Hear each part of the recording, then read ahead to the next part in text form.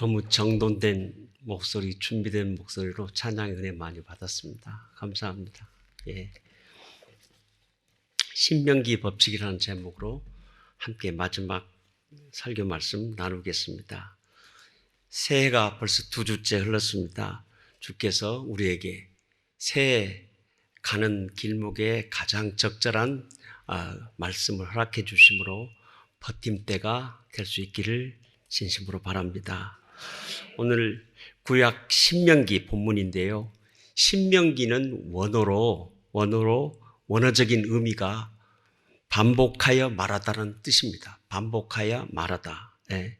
신명기는 모세가 이스라엘 민족에게 이제 가나안 땅에 들어가기 직전 40년 동안 광야 생활을 마치고 직전에 백성들을 모아놓고 3번 반복해서 설교한 내용을 기록하고 있습니다. 왜 똑같은 주제를 가지고 3번이나 반복해서 얘기를 했을까요? 그거는 너무 중요한 사안이니까요. 너무 중요한 사안이니까. 민족의 대망의 가나안 땅 입성, 하나님이 약속하신 적과 꿀이 흐르는 약속의 땅에 들어가기 바로 직전에 모세가 백성들을 모아놓고 3번 계속해서 설교한 겁니다. 같은 주제를 가지고. 근데 앉아있는 회중들은 처음에 애굽에서 10가지 재앙과 홍해를 건너는 위대한 기적들을 체험하지 못한 세컨 제너레이션 그런 사람들이 많이 있는 가운데 하나님이 어떤 분인가를 분명하게 그들에게 설교한 설교였습니다. 자, 본문의 배경을 보면요. 이스라엘 백성들이 광야 40년 마치고 이제 가나안 땅에 들어가기 바로 직전에 모세가 반드시 저들이 숙제해야 할 사항이 하나 있어서 그들에게 그걸 알려주기 위해서 설교를 하는데 거기 들어가면 가장 위험한 요소가 하나 있다는 거죠. 기골이 장대한 가나안 백성들 그게 아니고요.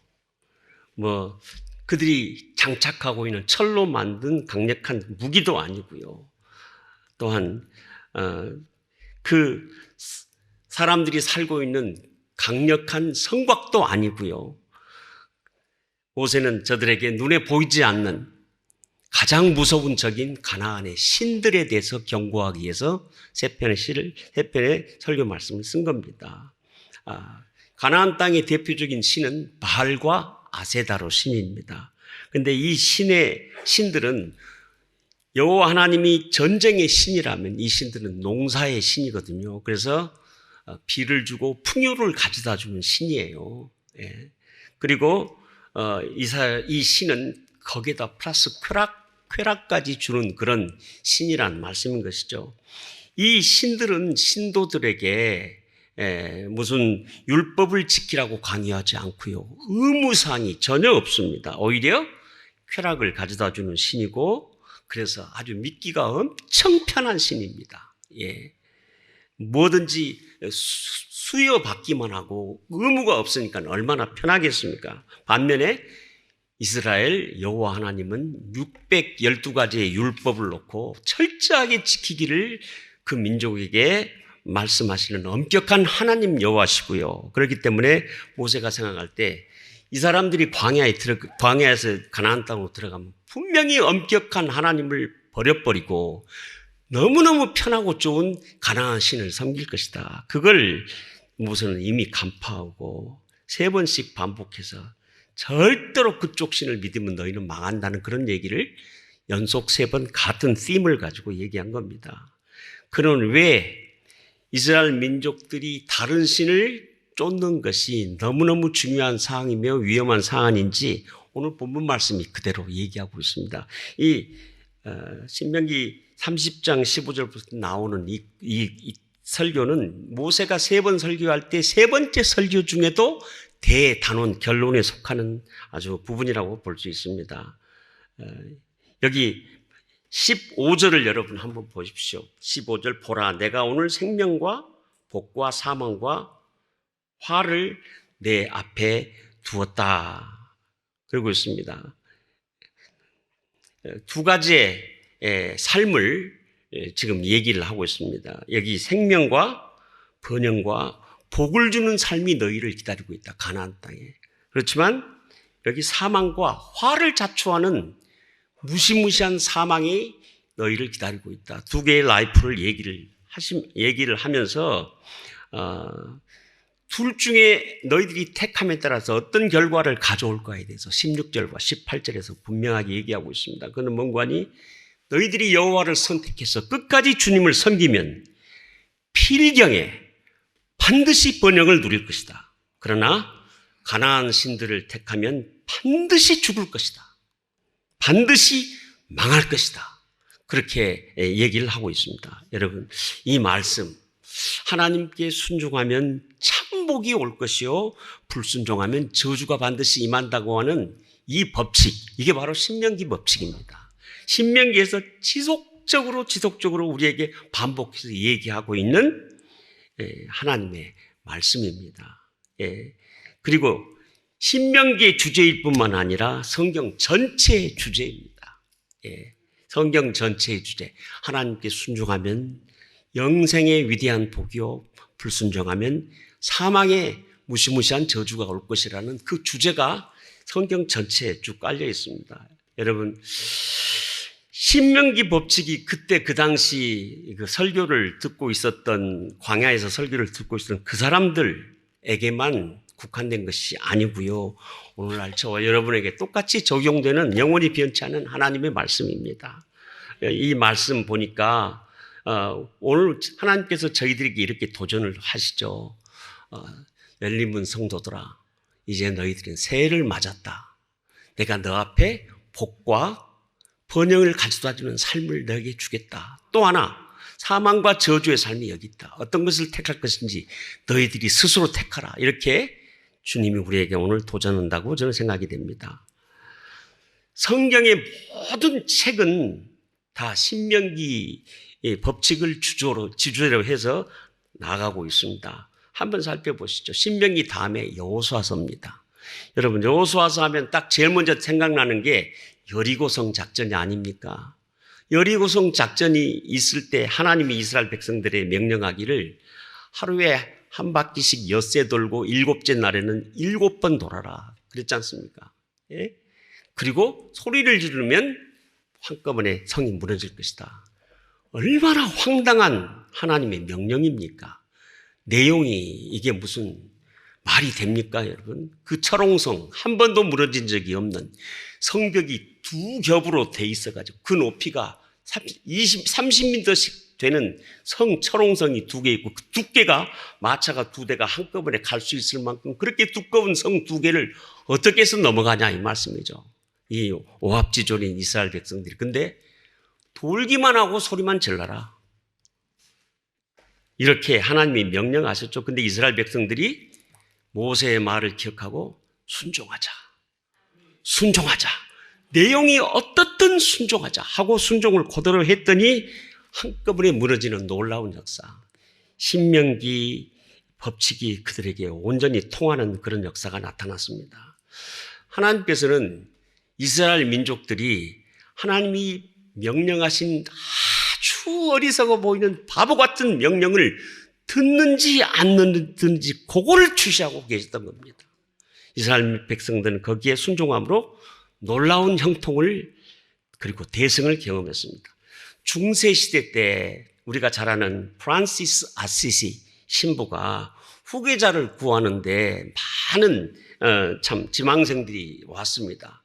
누구를 뽑을까 고민하다가 멀리 여행을 떠나면서 지망생들에게 배추 한 포기씩을 다 나눠주고 이 배추를 ip사귀를 땅에다 심고 뿌리를 하늘로 보도록 거꾸로 심어라. 그렇게 말하고 떠났습니다. 돌아와 보니까 한 100명쯤 되는 그런 지망생들 중에 오직 2명만 이파리를 땅에 심고 뿌리를 위로 심고 다른 사람들 에이 그게 말이 돼 잘못 전달했겠지 하면서 그 말대로 안 하고 정상대로 심은 겁니다. 그래서 프란시스 아시시 신부는 마사기 하면은 뭐 삼손과 기드온이 제일 유명하죠. 사사 중에 우리가 기드온이 먼저 나오니까 기드온을 생각해 볼 때 농사꾼 촌놈입니다. 한 번도 병기를 잡아본 적이 없습니다. 열심히 자기 부인하고 식구들이 농사를 일궈서 포도를 일구고, 포도를 일궈서 가을이 되면은 포도틀을 땅속에다 묻고 포도를 놓고 막 밟아가지고 진지게서 물이 밑으로 빠져서 그 포도주를 만드는 일을 감당하고 있었어요. 산에서 숨어서 그 일을 했죠. 왜냐하면 미디안 병사가 추수대에 쳐들어와서 다 곡식을 쓸어가니까. 근데 어느 날 하나님께서 기드온에게 나타나죠. 너는 나가서 사사가 되라. 너는 저 미디안 병사 14만 명과 더불어 싸우라. 내가 너를 도울 것이다. 딱 이렇게 말하니까 기드온이 아닙니다. 나는 농사꾼인데요. 한 번도 칼을 잡아본 적이 없는데요. 아니다. 나가라. 내가 너와 함께 하겠다. 여러 번 발뺌하고 시험하고 막 난리법석 나중에 할 수 없이 순종을 했지 않습니까? 그래가지고 자기가 열심을 다해서 3만 명을 모집을 한 겁니다. 군사를. 근데 하나님께서 29,700명을 내보내라. 그리고 300명만 남겨라. 그리고 14만 명의 미디안 병사를 향하여 돌격 앞으로 하는데 횃불과 항아리와 나팔만 가지고 나가라. 네가 승리할 것이다. 얼마나 황당합니까, 여러분? 이런 말을 듣고 기드온이 아멘하고 신명기 법칙에 충실하여 나가서 돌격 앞으로 했을 때 대승을 거두었지 않습니까? 여러분, 신명기 법칙이 말씀의 내용이 어떻든 관계하지 않고 하나님 앞에 아멘하고 나가는 그 사람에게 놀라운 형통으로 승리로 통한 것입니다. 세 번째 그 다음 책은 사사기 다음에 룻기입니다. 여러분, 룻이 살았던 시대는 사사 시대였기 때문에 아주 어두운 시대였어요.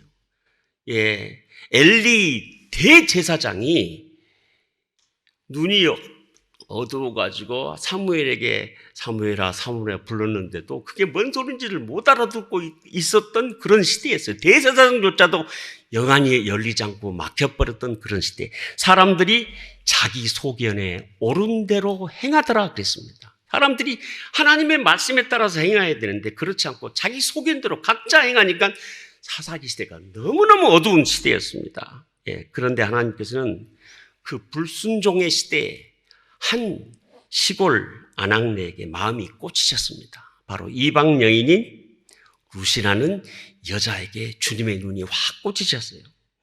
룻기는 한 저주받은 가정이 어떻게 해서 형통함으로 이끌어 오는지에 대한 그런 얘기를 쓰고 있는데 엘리멜렉이라는 가정이 베들레헴에 거주하고 있다가 거기에 큰 기근이 들어서 남동쪽으로 50마일 밑에 있는 모압 지방으로 이민을 가지 않습니까? 작은 이민을 갔어요. 거기 가서 사는데 세 남자가 차례로 죽고 집안에 시어머니와 며느리 둘만 남게 되는 그런 참 절망의 끝자락에 그들이 서게 되었던 것이죠.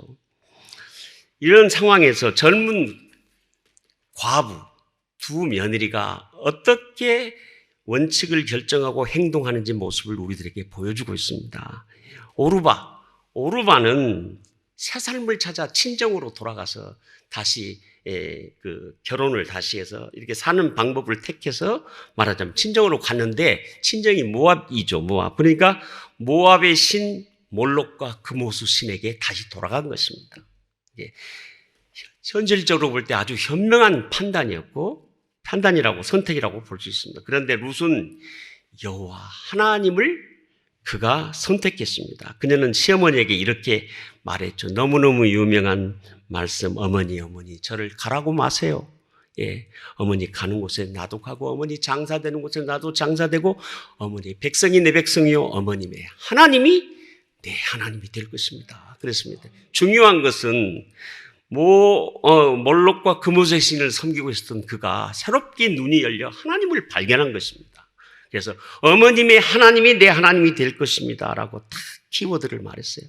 그런데 룻의 선택은 사실 어떤 선택이냐면 평생 시어머니 종이 되어서 식모살이를 하는 것입니다. 소망이 하나도 없는 선택입니다. 그리고 평생 가난하게 청상 과부로 늙어 죽을 때까지 거기 있어야 하는 선택입니다. 그럼에도 불구하고 룻은 편안하고 안전한 삶을 다 포기하고 험난한 여호와를 따르는 삶을 선택한 것입니다. 왜냐하면 거기서 그 가정에서 시집와서 여호와 하나님을 그가 발견했기 때문입니다. 이렇게 시어머니를 따라서 베들레헴으로 갔지 않습니까? 가는데 거기서도 수년 동안 밭에 나가서 낫 알을 밭에 가서 주워서 어머니를 공양했지 않습니까? 똑같은 삶, 아주 미저러블, 절망적인 삶이 계속 진행되었습니다. 그런데 끊임없이 똑같은 마음으로 변함없이 순종을 하는 그 룻을 하나님은 계속해서 지켜보고 계셨던 것이죠. 어느 날 갑자기 one day suddenly 베들레헴의 갑부가 되는 보아스가 그에게 청혼을 했고 하루아침에 결혼해서 베들레헴의 최고 갑부의 아주 유력한 부인이 되어버리는 그런 역사가 나타나게 되었습니다. 예, 룻기의 이야기는 순종을 열심히 하면 시집 잘 가고 좋은 일이 생긴다, 그게 아니죠. 룻기의 마지막이 이런 말로 끝납니다. 룻기의 4장 18절부터 22절이 마지막이거든요. 거기 보면은 베레스의 계보는 이러하니라. 베레스는 헤스론을 낳고 헤스론은 람을 낳고 람은 암미나답을 낳고 암미나답은 나손을 낳고 나손은 살몬을 낳고 살몬은 룻의 남편 보아스를 낳고 보아스는 오벳을 낳고 오벳은 이새를 낳고 이새는 다윗을 낳으니라. 이렇게 룻기가 마지막으로 딱 끝내요. 계속해서 룻의 행보를 쫓아오다가 갑자기 족보가 딱 나고 끝나버려요. 예, 여러분, 왜 뜬금없이 메시아 족보로 이렇게 끝나는 것입니까? 우리는 이 족보에서 하나님의 고민을 볼 수 있습니다. 이 어두운 시대, 사사시대, 정말 사람들이 자기의 생각과 자기의 뜻에 따라서만 다 살아버리고 하나님 말씀을 다 믿지 않은 그 시대 때 하나님께서는 메시아 족보를 이어갈 순수한 혈통을 찾고 계셨던 겁니다. 예, 그런데 참 모압 땅, 그것도 이스라엘 사람도 아닌 이방 여인 룻이 하나님을 믿고 끝까지 순종하며 그 어려운 고통과 자질을 다 이기고 끝까지 졸졸 따라와서 죽을 똥살똥 순종하고 있는 겁니다. 그래서 하나님께서는 그 여인에게 감격하시고 룻을 메시아 족보로 오르게 하기로 방점을 딱 찍으신 것입니다. 그게 바로 룻기의 마지막 얘기를 딱 하고 끝나는, 그러니까 룻기는 메시아를 얘기하고 있는 책입니다. 여러분, 우리도 하나님을 향한 믿음 가지고 그 소망대로 끝까지 주님 붙잡고 힘 있게 나가다 보면은 어떤 절망과 자리들이 있어도 그거 이기고 끝까지 주님 앞에 계속적인 순종을 해나가면 one day suddenly 하나님이 갑자기 오시고 우리 생애를 확실하게 책임져 주시는 역사가 있게 될 줄 믿습니다. 룻기 다음 책은 사무엘서입니다. 사무엘 상하의 주인공은 다윗과 사울입니다. 그런데 사무엘서의 전체 얘기는 뭔고 하니 우리가 잘 알듯이 하나님이 왜 일대왕 사울을 버리고 다윗을 선택할 수밖에 없었는가의 이야기를 여러 가지 상황과 또 그런 사건을 통해서 우리들에게 잘 설명해 주고 있는 것을 볼 수가 있습니다. 사울이 버림받은 이유는 딴 게 하나도 없습니다. 신명기 법칙에 불순종하는 사람이에요. 뼛속까지 인간적인 사람, 휴머니스트라 이 말씀이죠. 예, 인본주의적인 사람이었습니다. 사울은 언제나 처음에는 뻑적지근은 하나님을 믿는 신앙으로 시작한 척 하다가 나중에는 농두삼입격으로 자기가 다 해버리고 마는 그런 존재예요. 결론은 항상 자기가 해버려요. 하나님을 위해서 뭔 일을 크게 버려놓았다가 그런 철저한 인본주의자죠. 이스라엘처럼 신정국가에서는 이스라엘 나라가 전쟁할 때는 언제나 제사장이 군사들을 다 데려다 놓고 그 앞에서 하나님께 제사를 집전하고 그 다음에 전투에 나가게 되어 있어요. 전쟁은 하나님께서 주관하신다는 그런 분명한 믿음을 가지고 그렇게 하기로 되어 있는데, 한 번은 사무엘이 전쟁터에 이제 나가서 제사를 드려주려고 사울왕한테 갔는데 사울왕이 이미 벌써 제사를 자기가 집전해버리고 말았다는 것이죠. 그래서 사무엘이 야단치니까 뭐라고 변명을 했는고 하니, 제사장님, 블레셋 군사는 무지무지하게 많이 몰려오고 우리 병사들은 그거를 보고 있다가 마음이 쫄려서 다 도망가고 기다리는 제사장님은 아직 안 오고 그래서 내가 할 수 없이 제사를 집전했습니다. 부득이하여 제사를 내가 드렸나이다 그랬어요.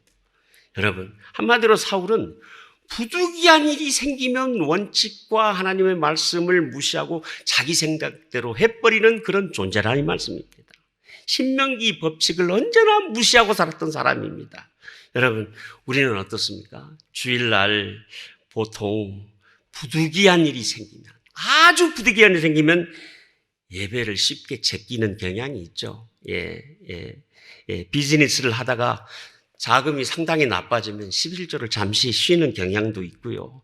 바쁜 일이 생기면 성경 공부 기도 시간 제끼는 경향이 있고 부득이하면 말씀대로 행하지 않고 원칙대로 행하지 않는 경우가 있는 신자들이 많습니다. 사울은 그런 사람이었습니다. 그는 기본적인 신앙의 틀은 완전히 갖추어진 정말 신앙의 가문 중에서 최고의 가문에 속하는 그런 존재였지만 상황이 부득이한 상황이 되거나 여의치 않으면 언제나 말씀을 제껴버리는 그런 존재였다 이 말씀인 것이죠.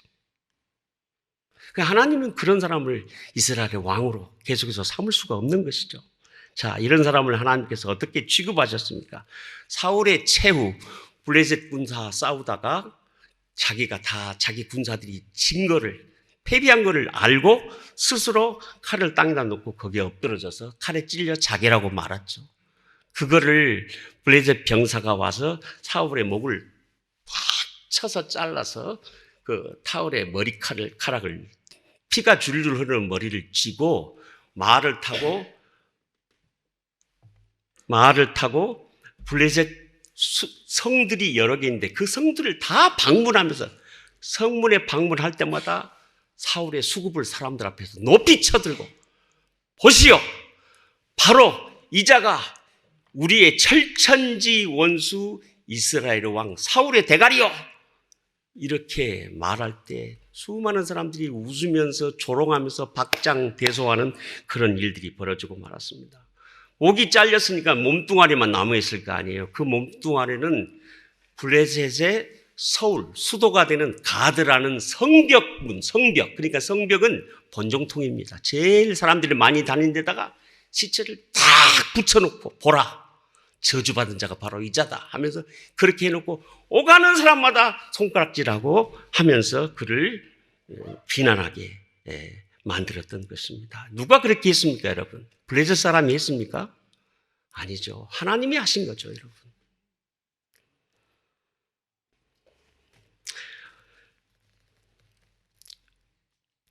사울의 마지막 모습을 통해서 하나님이 저와 여러분에게 주신 메시지가 있습니다.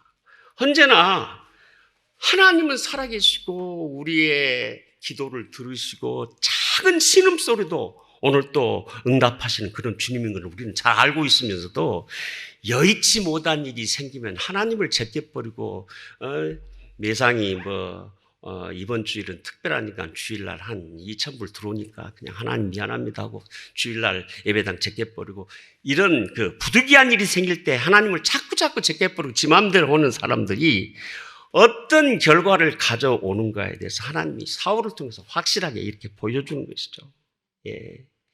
신명기 법칙을 무시하고 불순종하는 사람들에게 하나님께서 반드시 사울 같은 놀라운 일이 있을 것이라 각오하라는 마음으로 주님이 사울을 목을 자르고 그 몸통을 성벽에다 붙여서 사람의 조롱을 받게 만들면서 우리들에게 경고하고 있는 것입니다. 정말 우리는 하나님 앞에 혼신을 다해 주 앞에 순종한 신명기 법칙에 확실한 그런 존재로 살아가라고 그렇게 주님이 보여주신 것이죠. 반면에 여러분 다윗은 어떻습니까? 다윗도 사울 못지않게 부족한 사람이죠. 다윗은 실수로 간음죄를 범했지만 또 그것을 덮느라고 살인죄까지 교모하게 그렇게 범했지만 그러나 그는 도덕적 흠이 많음에도 불구하고 하나님이 쓰신 이유가 있습니다. 그의 삶의 철학 때문에 그렇습니다. 언제나 다윗은 얼등얼등 그냥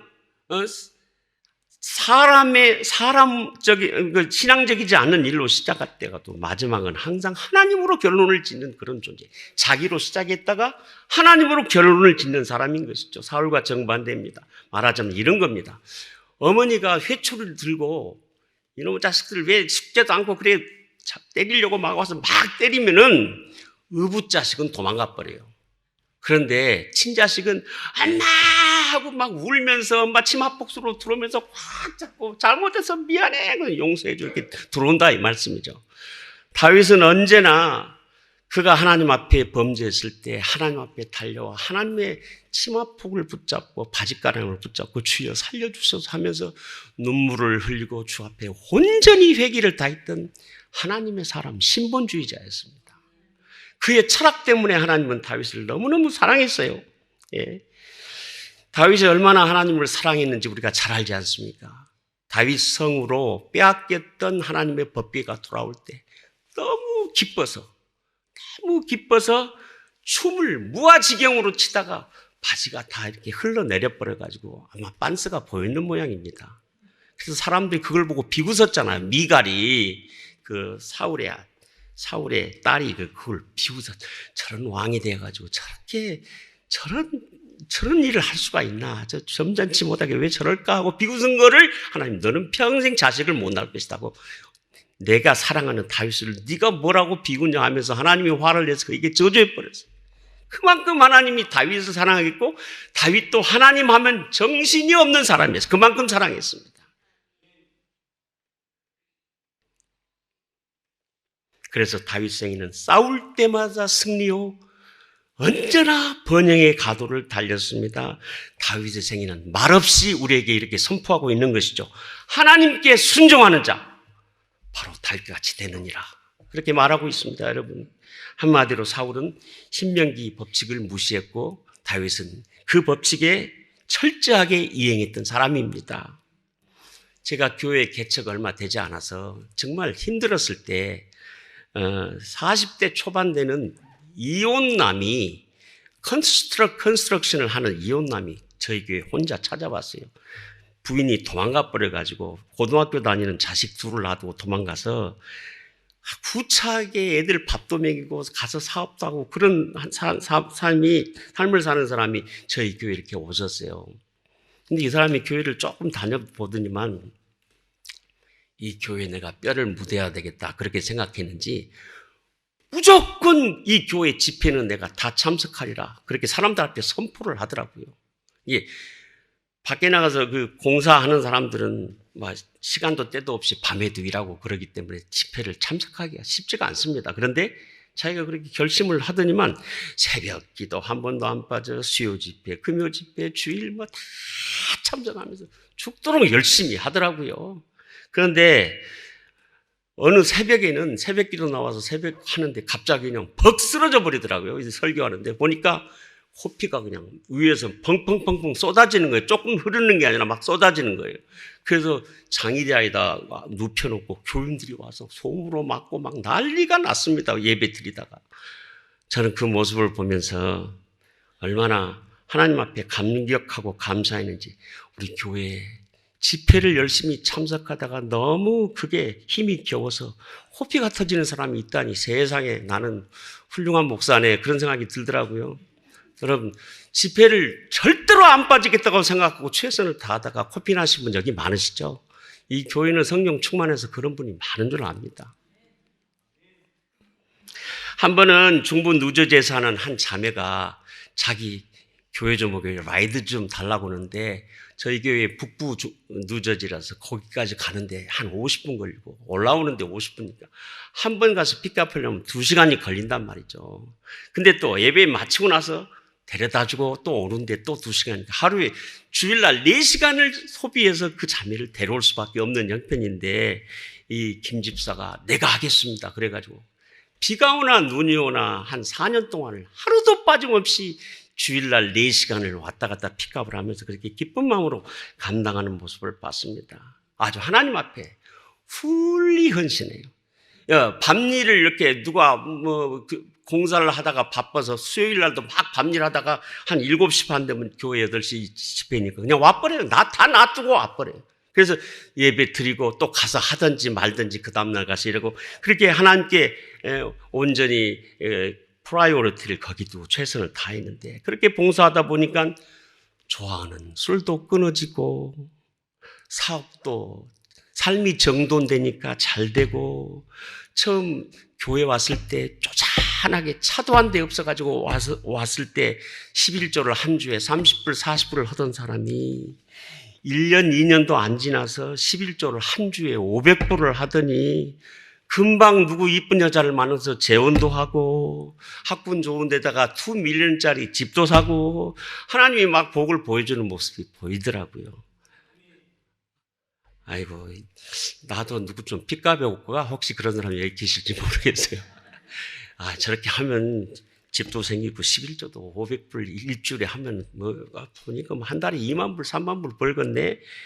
여러분, 그 말을 제가 드리려고 하는 것이 아니고 예수 잘 믿고 열심히 교회 봉사하면 부자 되고 건강해진다는 말이에요. 그러기도 하죠. 그건 기복신앙이고요. 예? 사람이 신명기 법칙에 최선을 다해서 충성하다 보면 하나님이 반드시 형통과 복을 주신다는 말씀을 드리고자 원하는 것입니다. 예. 순종도 안 하고 그 복만 바라는 것이 기복신앙이 아니겠습니까, 여러분? 이렇게 순종하고 하나님 앞에 최선을 다하는 사람에게 하나님의 어텐션을 받아가지고 반드시 그에게 축복과 형통이 오는 줄 믿습니다. 예.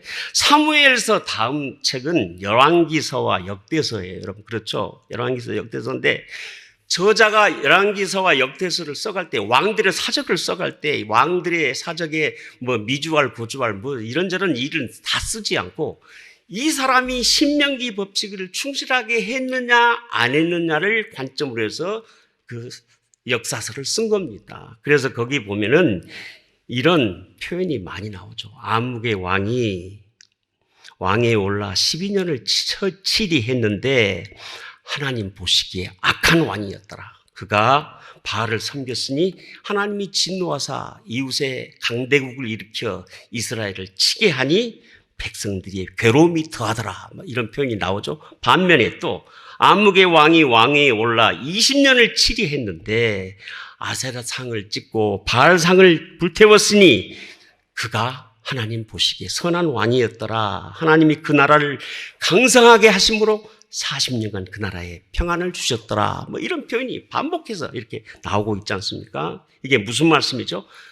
하나님 앞에 신명기 법칙대로 살고 순종한 왕은 태평성대를 구가했지만 불순종한 왕은 강대국의 침략을 받아 속국으로 전락하여 백성 전체가 고난과 고통을 당하는 그런 일이 있었다는 것이죠. 하나님 앞에 순종한 대표적인 왕으로서 여호사밧 왕, 유다 왕 여호사밧 왕은 그 유다 땅에 암몬과 모압의 연합군이 쳐들어올 때 너무너무 간답이 서늘하고 무서워서 여호사밧 왕이 하나님 앞에 나가 기도하는데 땅에 무릎 꿇고 엎드려 얼굴을 땅에 대고 하나님 앞에 기도하는데 어떻게 기도했는가 하니 하나님이여 여호와여 우리를 치러 오는 저 큰 무리에게 우리는 대적할 능력이 없나이다. 주만 바라봅니다. 그렇게 기도하고 난 다음에 온 백성에게 선포하기를 금식하라. 하나님께 기도하라. 그리고 특별히 유다성에 있는 사람들은 3, 4, 5 다 모여서 합심 기도하라. 그렇게 선포하고 전쟁이 딱 발발했을 때 성가대를 조직해서 거룩한 옷을 입히고 군사들이 출정하는 제일 앞에 성가대를 세워 여호와께 감사하세 그 인자하심이 영원함이로다. 찬양을 막 부르면서 나가게 했다는 것이죠. 여기 출정이 바로 그것입니다. 그랬더니 결과가 적군인 암몬과 모압 연합군들이 서로 눈이 어두워져가지고 서로 자기들끼리 치고 싸우다가 자기들끼리 스스로 전멸해버리는 그런 일이 벌어졌다 이 말씀이죠. 그래야 그가 다스리는 시대에 하나님이 크게 태평성대를 주신 것을 볼 수 있습니다. 여러분, 하나님 앞에 저와 여러분이 신명기 법칙대로 살려고 최선의 노력을 감당하면 하나님의 어텐션을 받기 시작하고 그러면서 우리의 생애는 참으로 형통으로 가는 놀라운 축복을 받게 되는 줄 믿습니다. 예. 반면에 아합이라는 왕은 이스라엘 역사상 전무후무한 악한 왕입니다. 근데 마누라도 아주 전무후무하게 악한 마누라였습니다. 이세벨이라는 여자는 특별히 바알 신을 지극히 열심히 섬기는 존재로서 바알 신앙을 온 이스라엘 나라 전체에다가 그 신상을 세우고 여호와 신앙을 초토화시켜버렸던 악한 왕, 전무후무한 악한 왕이 아합과 이세벨 부부라 이 말씀이죠. 그런데 이 두 사람의 최후를 우리가 성경은 아주 리얼하게 그래가지고 영화같이 아주 회화적으로 잘 보여주고 있어요. 아주 포커스를 거기다 맞춰가지고 그 사람들의 최후를 우리들에게 선명하게 보여주고 있습니다. 자, 어떻게 죽었는가요? 아합 왕이 전장에서 활 맞아 죽었어요. 그의 화려한 이 전차에 아합 왕의 피가 흥건히 피 냄새를 맡고 들개들이 많이 와서 그 전차에 묻었던 피를 막 핥아먹었다고 딱 이렇게 성경이 보여주고 있습니다. 그러니까 아합 왕의 최후의 키워드는 창녀와 개입니다. 예, 두 단어를 딱 하나님이 저와 여러분에게 독자들에게 보여준 후세 우리들에게 보여주면서 자, 아합처럼 저렇게 악하게 살면 그 죽음은 창녀처럼 더럽고 개만도 못한 인생인 것을 확실히 알아라. 그런 말씀으로 하나님이 최종적인 평가를 딱 때려놓은 것입니다. 그리고 그의 처인 이세벨은 나라가 망하게 돼서 적군이 쫓아와서 이세벨을 잡아 들어가지고 2층에서 던져버리니까 밑으로 떨어져가지고 그냥 시체가 박살이 나면서 창자가 우르륵 쏟아져 나와버렸어요. 근데 또 개들이 와서 그 창자를 맛있게 막 그냥 포식을 했다. 그렇게 기록하고 있는 것을 볼 수 있습니다. 여러분, 성경에 보면 저주받은 죽음 중에서 창자가 흘러나오는 저주받은 죽음의 모습을 여러 번 보여주고 있어요. 하나님이 진짜 이놈은 악독한 놈이고 후대에 걸쳐서 이렇게 살아서는 안 된다고 말씀하시고 싶은 데에는 꼭 창자가 흘러나오게 만드시는 것 같아요. 그래서 말하자면 가룟 유다가 예수님을 은 30에 팔고 난 다음에 마음에 너무너무 참 고통이 되고 아마 후회가 돼서 나중에 자기가 목매달아 죽었잖아요. 그러고 난 다음에 나중에 그거를 풀려고 하다가 잘못해가지고 뚝 밑으로 떨어져서 박살이 났는데 창자가 흘러나오더라 그랬습니다. 얼마나 참 저주스러운 죽음입니까? 절대로 이게 아합처럼 이세벨처럼 그리고 유다처럼 행동해서는 안 된다고 하는 하나님이 우리를 향한 놀라운 메시지라고 볼 수 있을 것입니다. 그런데 창자가 흘러나오는 것보다도 더 저주받은 죽음은 개에게 먹히는 것입니다. 개에게 먹히는 것. 이세벨이 죽을 때 창자가 흘러나왔고 개들이 몰려와 그 창자를 맛있게 먹었던 최악의 저주받은 죽음, 이세벨의 죽음. 정말 하나님의 신앙을 완전히 초토화시키고 이스라엘 전역에 바알 신앙을 그렇게 선전했던 그 존재의 마지막 최후의 모습입니다. 성도 여러분, 왜 아합과 이세벨과 이런 존재들이 죽는 모습을 하나님께서는 포커스를 맞춰서 아주 자세하게 회화적으로 우리들에게 보여주고 있습니다. 신명기 법칙에 불순종한 사람은 반드시 이렇게 될 것이라고 하는 하나님의 메시지를 우리에게 주고자 하심입니다. 예. 제가 어렸을 때 놀이 문화가 없으니까 뭐하고 놀겠습니까? 자치기하고 뭐 공 가지고 하루하고 뭐 은행하고 놀다가 나중에 할 일 없으면 저기 방죽에 가서 개구리를 많이 잡았어요. 개구리 잡으면 이제 집에 와서 닭에게 주면 최고의 특식 아닙니까? 닭한테는. 근데 개구리를 잡아가지고 많이 갖고 있으면 도망가니까 죽여서 갖고 있어야 돼요. 그럼 어떻게 죽여요? 개구리를 뒷다리를 잡아가지고 이렇게 돌립니다. 돌리다가 그냥 땅에다가 딱 때리면 창자가 벅 터지는 놈도 있고 어떤 놈은 사지를 쭉 그냥 팔팔팔팔 서너 번 떨다가 쭉 하고 죽는 놈도 있고 그렇게 많이 죽어요. 그럼 그놈을 잘 담아놓으면 도망도 안 가고 이따가 집에 와서 닭에게 주면 닭들이 막 환장을 하고 먹지 않습니까? 여러분, 하나님께서 사람을 봐주기도 하고 또 참아주기도 하고 인내해 주기도 하다가 그 도가 지나치게 불순종하면 하나님이 어떻게 합니까? 개구리 방식으로 죽인다 이 말씀이죠. 그거를 방식이 뭡니까? 패대기 친다고 하잖아요. 하나님이 우리 생에도 패대기 친다 이 말씀이죠. 그러니까 이세벨, 아합, 아까 사울 다 패대기 쳤지 않습니까?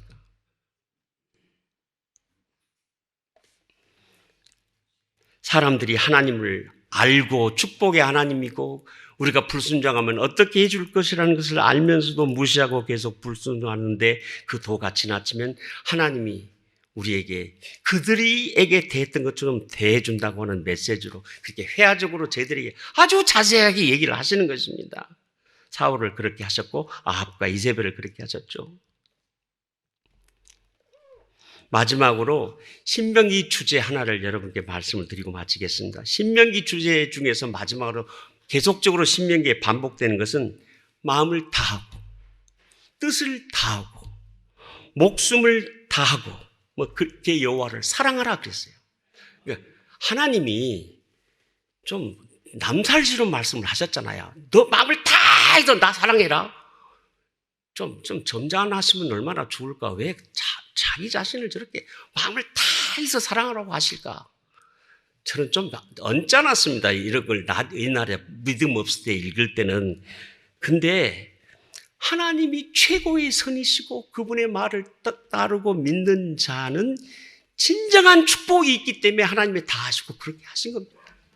네가 나를 그렇게 사랑함이 너에 있어서 최고의 선이며 최고의 행복이 아니겠느냐. 그렇게 너는 나를 사랑하라 이런 말씀인 것이죠. 그런데 사람들이 하나님이 아닌 다른 데서부터 복을 구하려고 하면 그 복은 우리를 사망으로 인도한 거짓 복이고 거리 들어가면 반드시 멸망하는 것이기 때문에 하나님은 마음을 다하고 뜻을 다하고 목숨을 다하여 나를 사랑하라 그랬습니다. 근데 왜 다하여입니까? 마음을 다하지 않고 조금 남겨두고 하나님 사랑하는 것을 한 60%, 한 70% 하고 여기 90% 하고 10%를 좀 남겨두고 있으면은 남겨둔 10%가 세상으로 간다 이 말씀이에요. 다하지 않으면. 그래서 꼭 세상을 사랑하게 돼 있고 남겨진 10%가 90%를 다 잡아먹고 세상적인 사람으로 만들어버렸기 때문에 다해서 나를 사랑하라 그러신 겁니다. 잔디밭에 잡초 하나가 딱 떨어지면 가만 놔두면 그놈이 막 잔디를 다 잡아먹고 거기를 아주 목이 끓는 그런 장소로 만들어버리잖아요. 잡초가 마찬가지로 우리 심령에 하나님께 다해야 사랑하지 않는 조금을 남겨두면 그 조금 남겨둔 그것이 결국 하나님을 사랑하는 것을 다 점령해버리고 사람을 못쓰게 만들어버리기 때문에 너희는 다하여 나를 사랑하라 그러신 겁니다. 만약 내 아내가 나를 60% 마음으로 사랑하고 40%는 첫사랑 남자를 사랑하고 있는 것을 제가 알았다고 해봅시다. 제가 가만히 있겠습니까? 난리를 쳐서라도 그냥 울고불고 방맹이 유리창 깨지고 난리를 쳐서라도 그렇게 못하게 할 겁니다. 근데 저는 그렇게 할 필요가 없습니다. 제가 바로 아내의 첫사랑이니까요.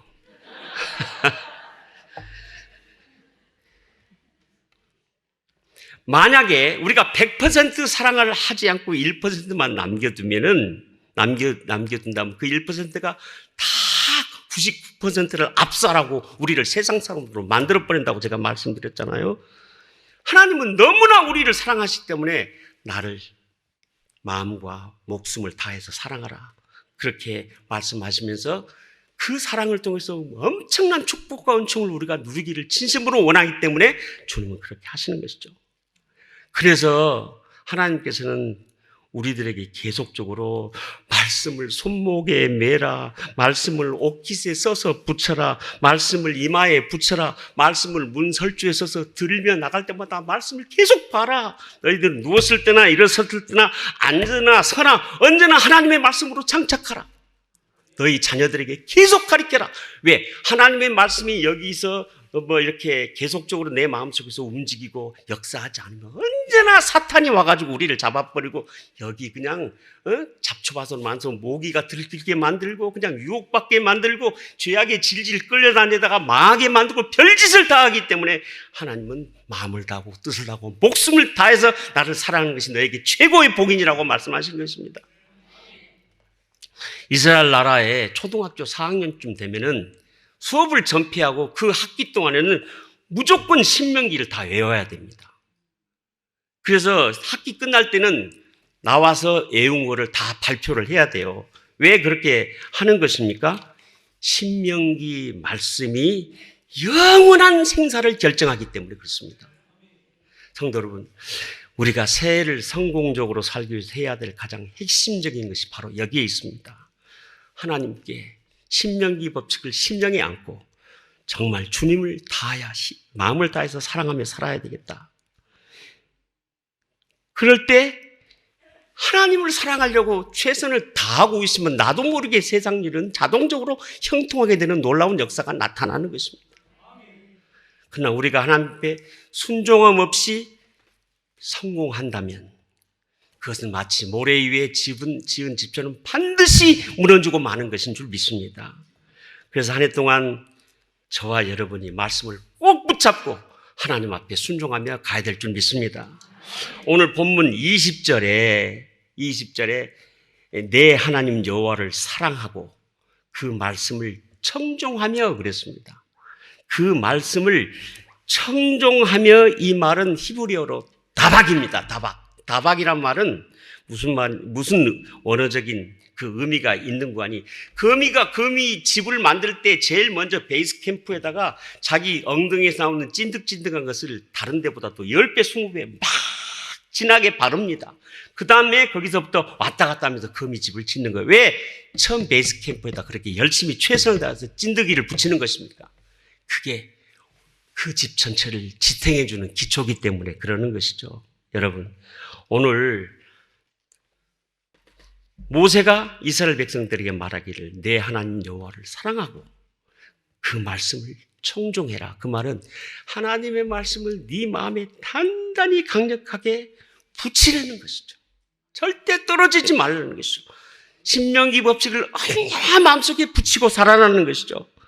그렇게 될 때 하나님께서 그 말씀을 기초로 해서 우리가 신명기 법칙을 실행할 수 있는 놀라운 실행력과 은총을 주님이 허락해 주시기 때문인 것입니다.